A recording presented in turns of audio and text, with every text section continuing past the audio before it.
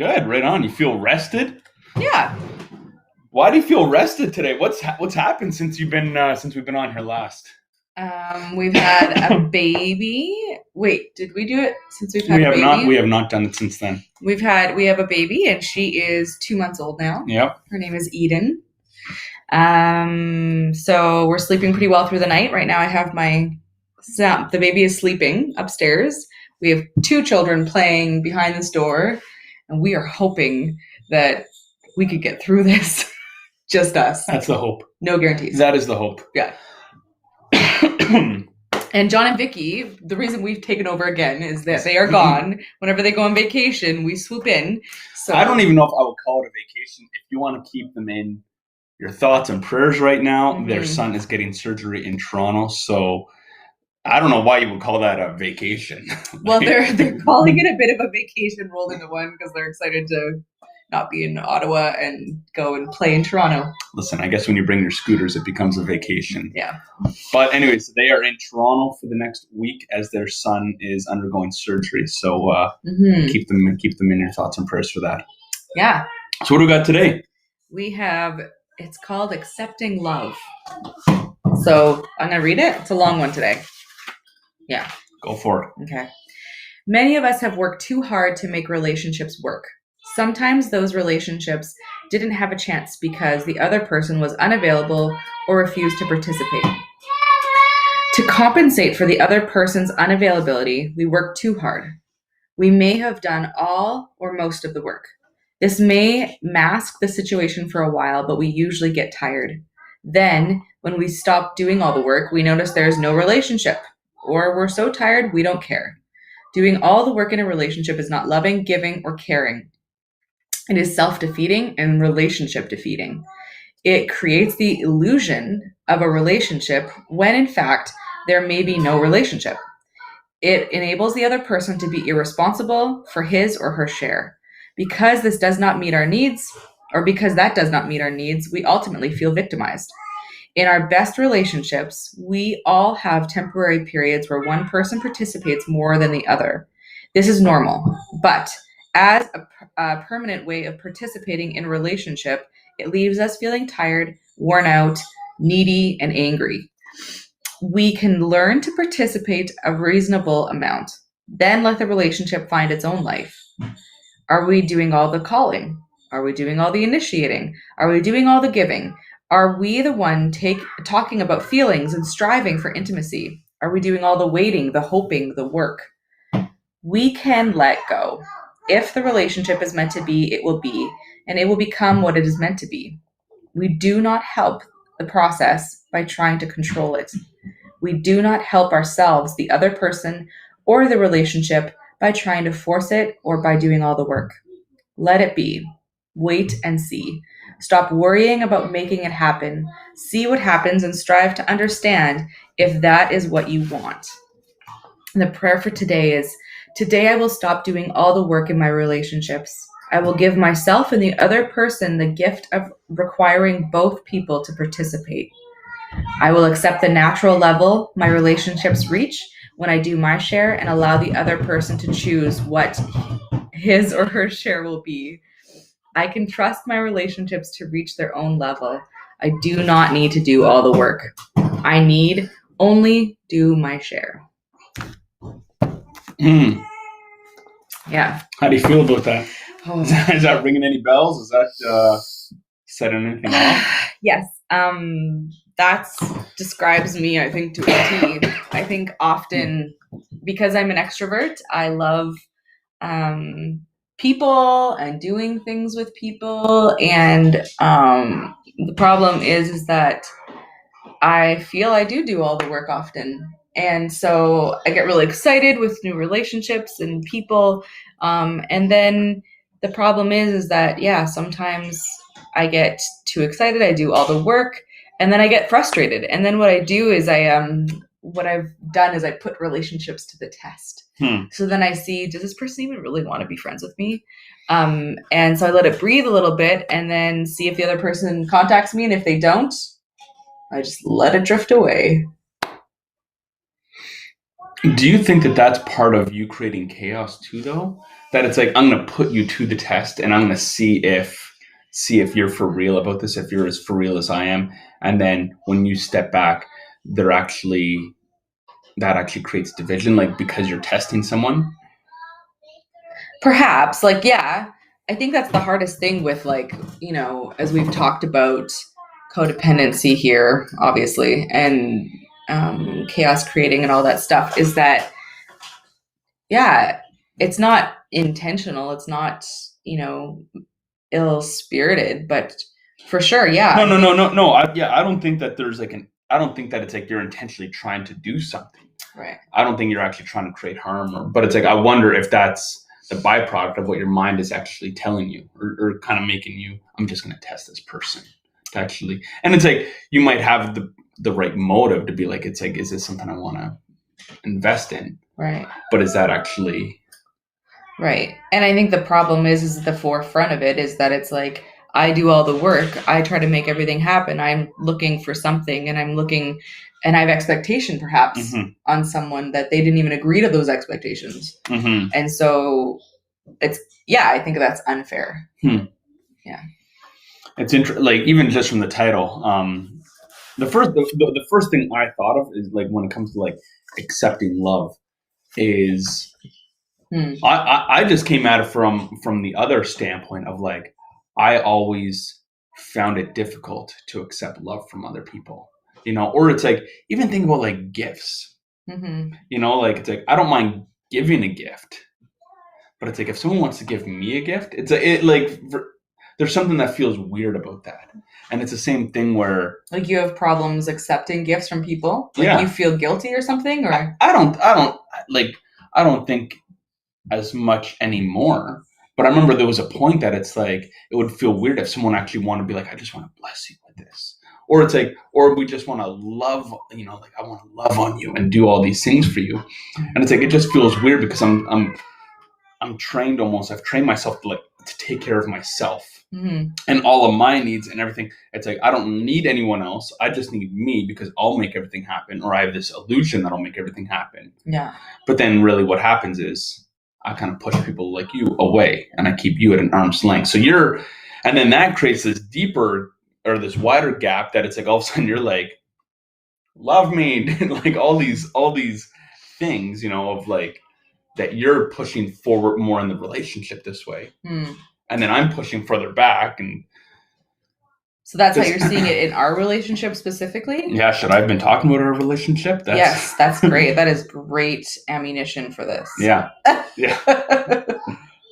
But yeah, anyways, that's, you know, like, that's how I kind of see my side of it, where it's like, you know, I would, you know, as you're actually pushing further in, I might actually push further away. And the more that you're trying to work to actually becoming aware of, like, you know, pushing, I don't know, I forget some of the words that they were using for it. But it's like, as you're working even harder for this, sometimes it's like, I'm even pushing further away, you know, and I find that sometimes we just go through this cycle. Yeah. And then it's like, and then all of a sudden you're like, fine, well, I just tested him and he's not. So then you step back, and then I'm like, okay, well, maybe I'll step forward a little bit. Well, it's interesting that we play this and we do this dance. Well, and I think, so that's the interesting thing about this part, where it says, like, in our best relationships, we all have temporary periods where one person participates more than the other. This is normal, but as a permanent way of participating in relationships, it leaves us feeling tired, worn out, needy, and angry. I would say this is more on the permanent side of things than the temporary. That I typically am more engaged in you or less. Is that what you're saying? Yeah. Okay.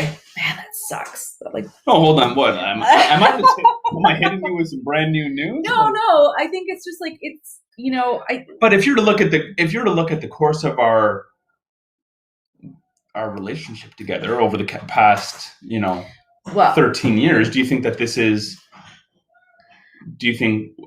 was just temporary moments, or do you think that this was a uniting theme? I've never really seen our relationship so much that way, like, in terms of like, yeah, like, I feel sometimes like I have bigger needs, or like I'm looking for something, or you're an introvert and I'm an extrovert, and I'm like looking, to be energized by you, and you're kind of like, yeah, I need some space. And so I get that part, but I think that like personally, like I find that when I'm engaged in this unhealthy behavior of like doing all the work in a relationship or really, really like engaging people, you're not usually it. Like, to be honest, I've actually felt quite like comfortable in our relationship. Like, yes, that's like my natural tendency, but I feel like I'm glad you feel comfortable. Like I'm glad that you don't, what I'm saying, you don't actually perceive as accurate. Because I find that I do that more in other relationships than I do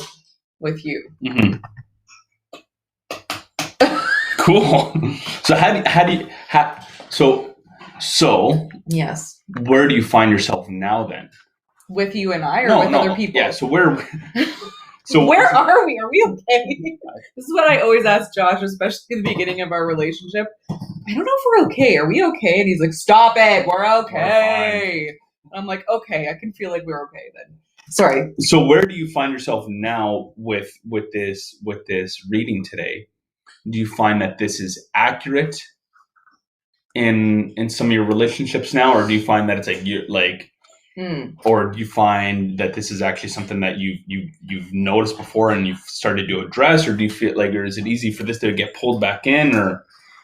Yeah, like I actually do feel I'm doing better in this area. This is something I've been aware of for a while, and something that I think for a long time was a big time like insecurity, because it made me feel unloved, or it made me feel like if I don't do the work in a relationship, like I'm not gonna have friends, or nobody's gonna like me, and so I have to like almost like earn those friendships, which is not great. It's not great to do that. And I think I like the part too where it talks about like it almost like steals the possibility of the relationship, that the person doesn't even have like the opportunity, because I'm already like trying to make things work and try to include someone, or try to like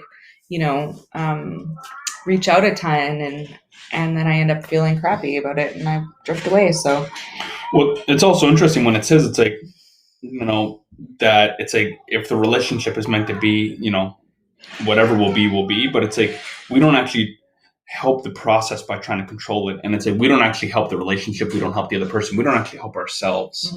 And I think sometimes we live in this, illusion that if I do more in this area, then the relationship will be beautiful and all these things. Yeah. But it's this warped sense of what will be. And so I think to get back to your question too, like I feel that because of like the first step, I think is often the awareness of what I'm doing. And then I can start to like, approach things in relationships differently. So I feel that like that's been a big thing. I mean, it's a natural inclination for me to do that, to overdo it, overwork. But I do think that in that awareness, I've been able to really kind of step back and allow relationships to breathe more, and not have this forced expectation, or yeah. Would you agree? Is that a scary question to ask you, like in front of people? Do you feel like, do you see that in me? Because it's one thing for me to believe something about myself, but it's quite another for someone, especially that you're close to. I think to an extent. Yeah. I think sometimes you have the tendency to swing. You don't just let it go, but you swing the opposite way. Like, so then I'm like, I'm cool. Yeah. I'm good. So I think just trying to find that balance in between, that it's not so far on the right side and it's not so far on the left side, but it's like, where's the actual, like, living well, living whole? Where does that come into it? So my last question, how much time do we have? Doesn't say. Okay. My last question then for you would be like, why do you do that? Like on the other side, when you have someone that's like overworking and stuff like that, or how does it even make you feel? If you have someone who's like really pursuing you and then you just kind of are less participatory, like why do you do that? Or like how does it make you feel when you come in contact with someone that's like, I guess those 2 questions, but